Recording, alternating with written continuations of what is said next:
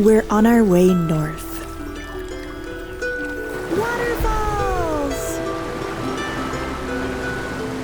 We're going to explore the wilds of the Canadian coastline.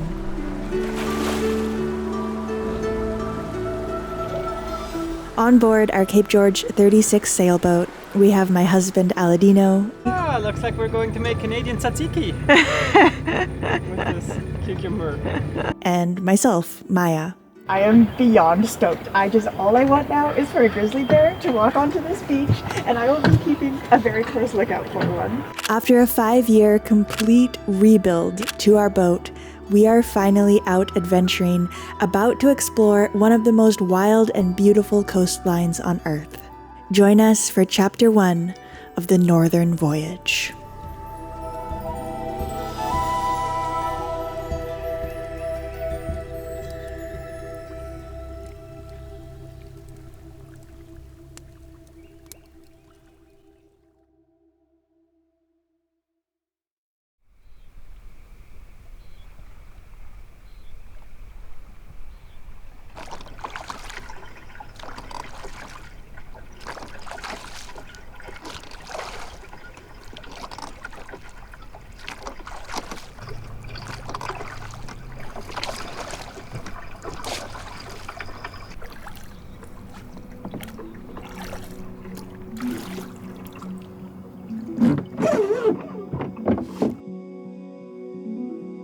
This chapter begins in the town where I grew up, Gibsons, on the Sunshine Coast. Our goal for this first leg of the journey is to reach Desolation Sound, a bit of a storied boater's paradise on the west coast. It's famous for having the warmest water north of Mexico. But like any good voyage, ours started with a bit of chaos. Hey, Aladino. What's up? What you doing? I'm installing the isolation transformer. We are about to head north. Indeed. But I woke up sick, which really sucks because we've been waiting to go north for ages. No, that is a bummer. With the boat pulled apart and the sound of a drill reverberating around the cabin, I decided it would probably be more rejuvenating to go get provisions anyway. So I did, and the next day we were ready to set off.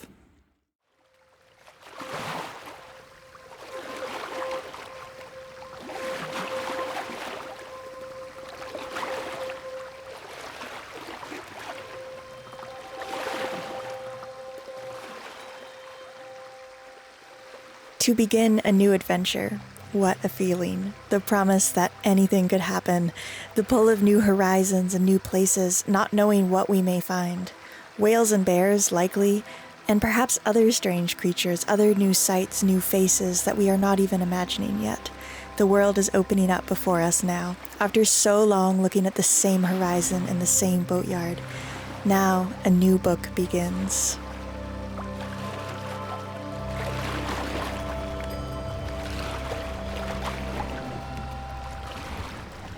When under sail, the boat is as beautiful inside as she is outside. The water rushing past the portholes, the warm wood, the swinging lantern. I just love this interior, and especially knowing how dismal it looked not that long ago. It's really incredibly satisfying to see it now.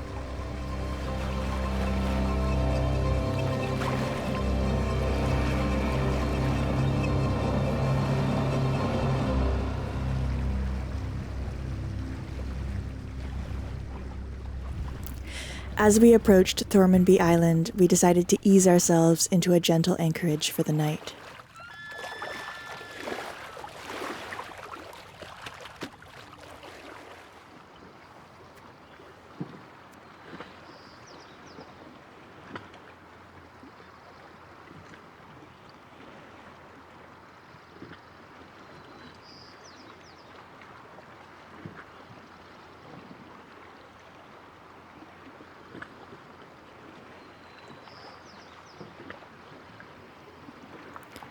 I thought I'd have an early night to try and get back to full health, but unfortunately, nature had other plans for me, and I'm really easily persuaded.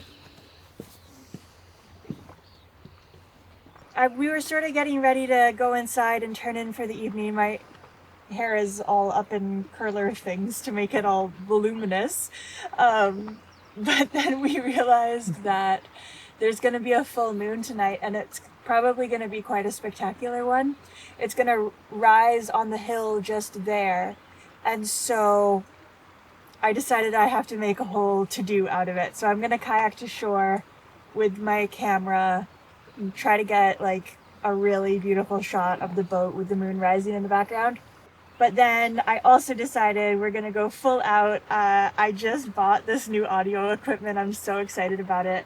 What I really want to do is just capture the sounds of being out here and to not have to rely on downloaded sound effects or even on music all the time, although music certainly plays a role.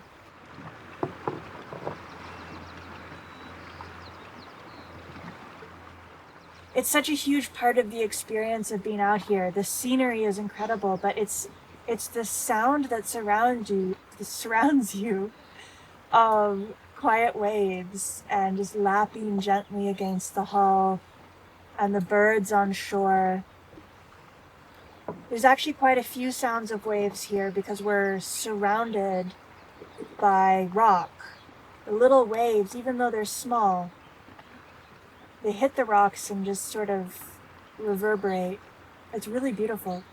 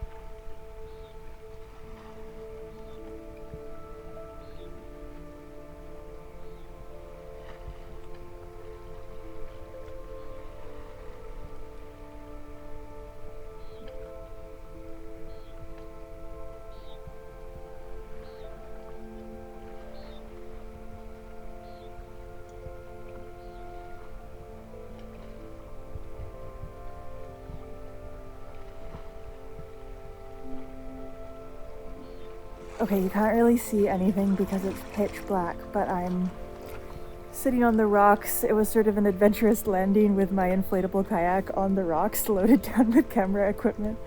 But I made it, no harm to any equipment, kayak or camera. And now we wait for the moon to rise. I actually had to wait a lot longer than expected. The island obscured the moon completely at first, so I sat silently for about an hour before the glow began to appear over the trees.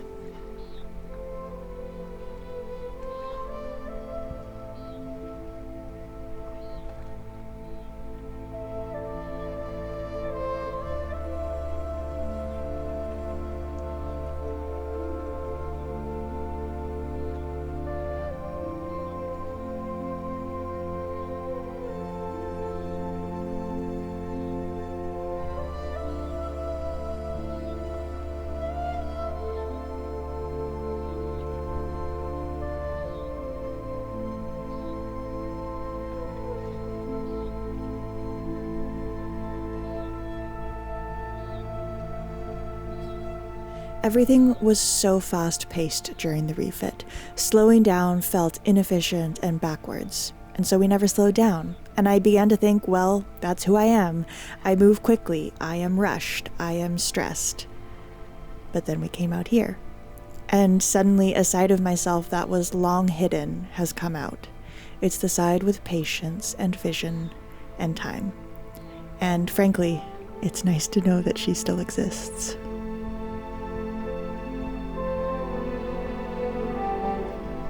It's funny. It is now midnight. I'm really tired. I want to go home, but I'm like so invested in this now. But the shape of this island is like perfectly shaped for the trajectory of the moon so that it's just never fully rising. Like it gets a little higher and then the land gets higher. Oh my gosh. I gotta wait it out though. I'm so invested at this point. The line keeps getting higher. Oh god.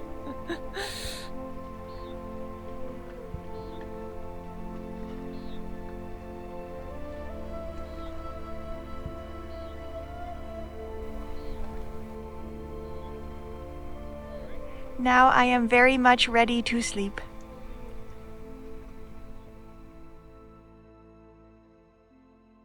Make salsa.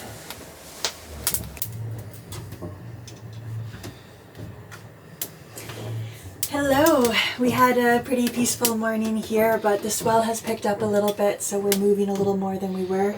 I think we're going to continue heading north quite soon, but Aladino actually caught a lingcod last night, which is really exciting. Lingcods have to be quite large in order to be able to keep them, so this was quite a large one.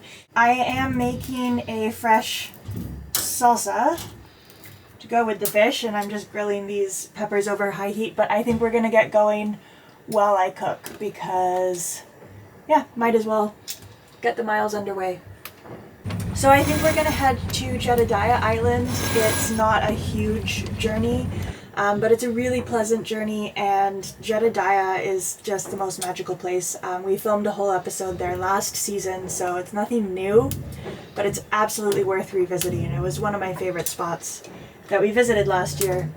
That's the goal. Off we go.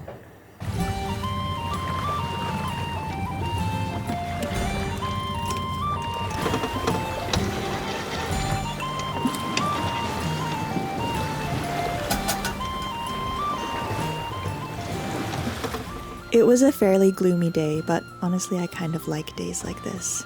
Maybe it's because I grew up here, so it feels familiar.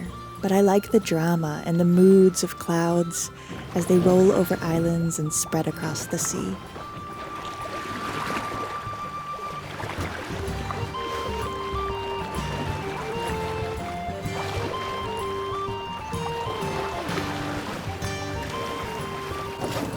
Nice fillet, hey?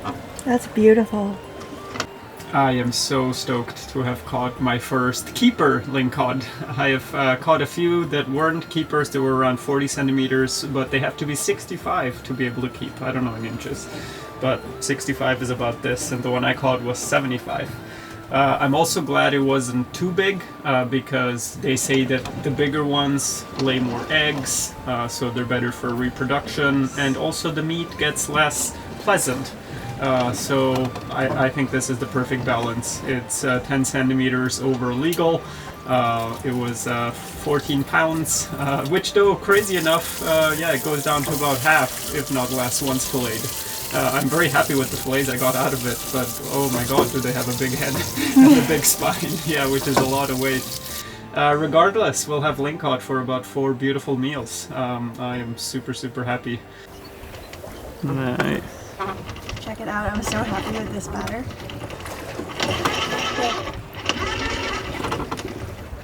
Wow, delicious. Here, I'll put one in a taco for you. Thank you.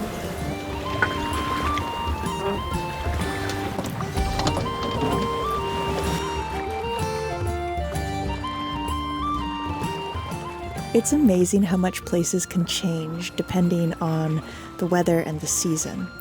Last time when we visited Jedadia, it felt like a Garden of Eden, warm sun and fruit trees heavy with fruit. Now there are some low clouds, and it still is beautiful, but it's very different as well.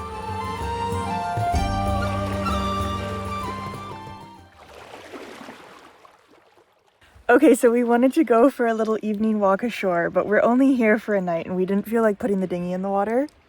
So Maya's in the kayak, obviously, and she's gonna row first, and the kayak is attached to my fishing line, so I'll reel the kayak back and go join her. That's the plan anyway. are we actually saving any effort? Debatable, but we're having fun doing it, so off we go. Oh wait, I gotta let you go. There we go. Okay! Bye-bye, kayak. Oh my gosh, that's so funny.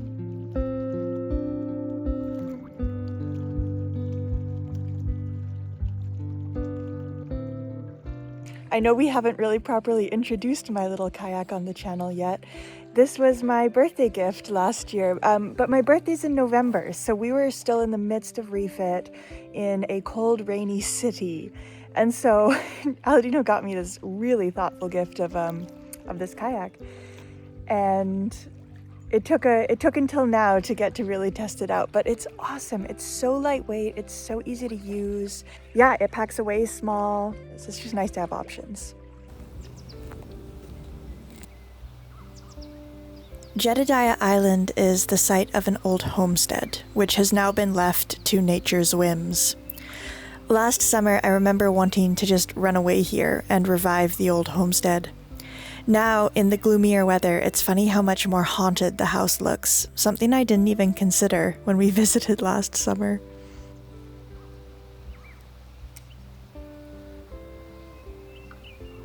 Yeah, so there's this antique stove inside.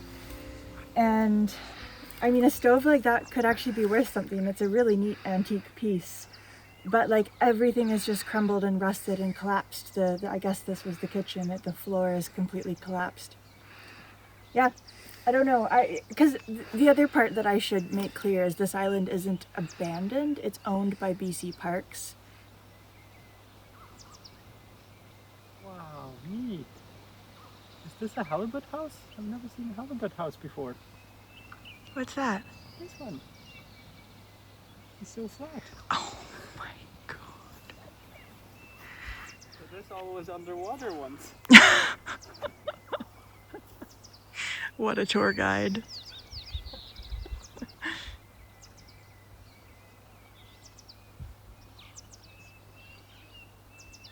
You know, I feel like it's actually quite special that we get to see this place while it is still standing.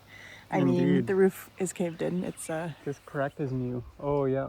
Yeah, it's deteriorating. yeah. It seems a shame to just let it like completely rot away. But then who's gonna preserve it? Should we take on a house project? We don't have big enough of a pressure cooker What? to preserve it. We've been talking about canning today. You're on No. fire.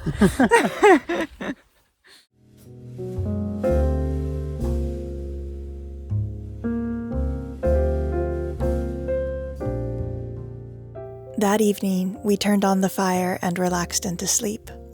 But our rest ended pretty uncomfortably around 4:30 in the morning when the wind picked up and started blowing straight into our anchorage. So we got up and moved to a more peaceful spot.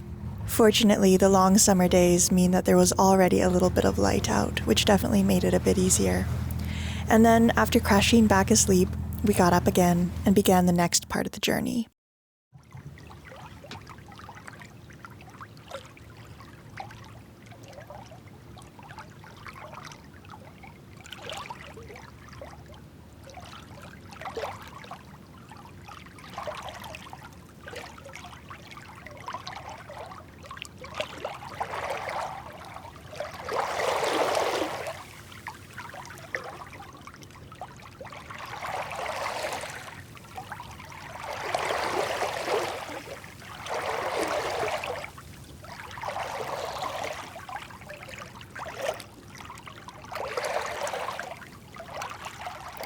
We had no real destination other than to get farther north, to the doorstep of Desolation Sound, where we would spend the next week or so exploring the many inlets and islands of this famous sailing destination. We sailed up the east side of Texada Island, where it was quite calm, and we could sail while getting some tasks done. Dino, what you working on?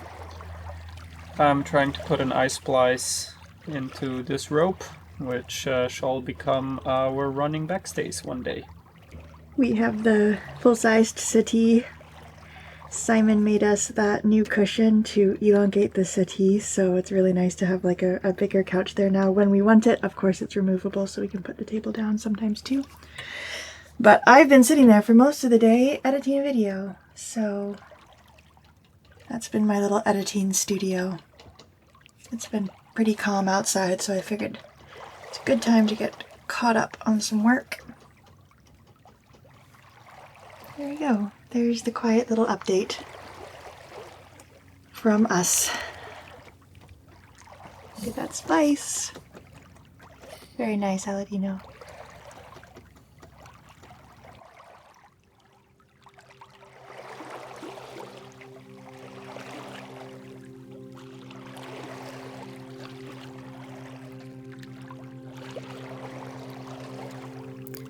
We were close now. We would be at Desolation Sound the next day.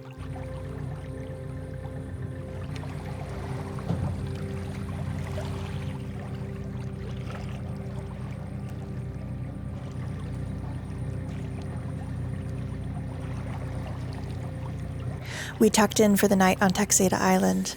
More lingcod for dinner, this time with Greek salad. The boat and the calm anchorage pulled us softly towards sleep.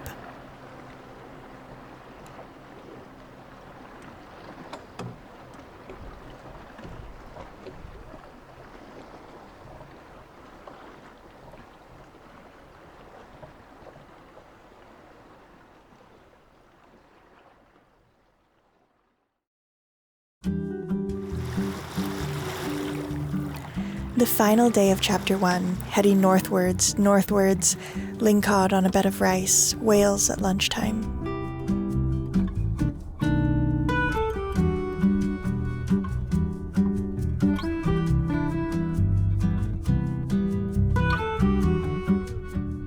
We neared Lund and the Copeland Islands, just around the corner from the storied magic of Desolation Sound. We anchored there, pulling a stern line to shore with the kayak.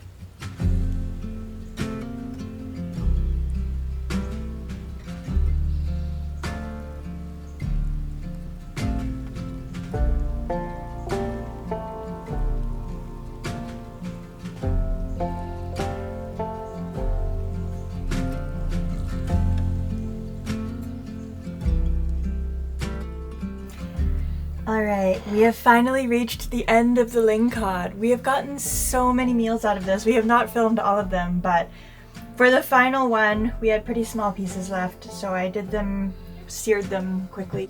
You are so dramatic. There's mosquitoes here. And this is the best way of dealing with them. Eat your dinner. There's barely any mosquitoes.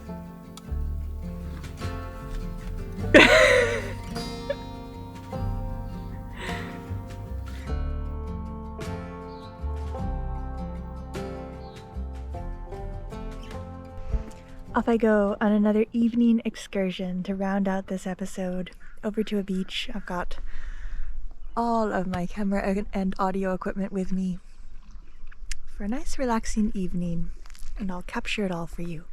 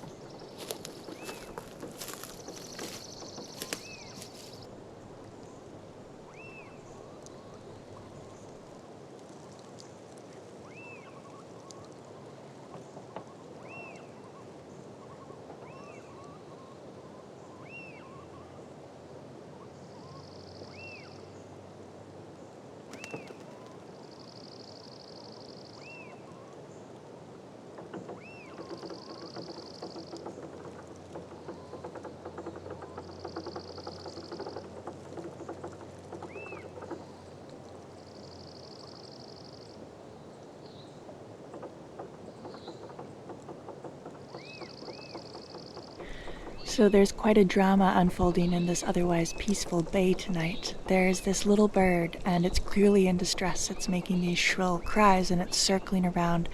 And as it circles around, then it tries to descend to a single point that I can't really see just over the hill. And as soon as it descends, there's this awful, like demonic call or cry from a different bird. It sounds like a much larger bird.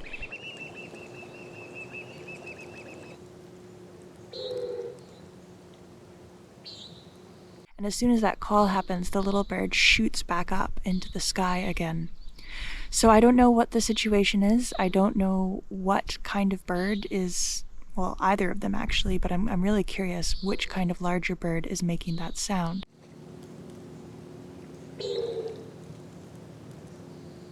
So if anyone knows, let me know.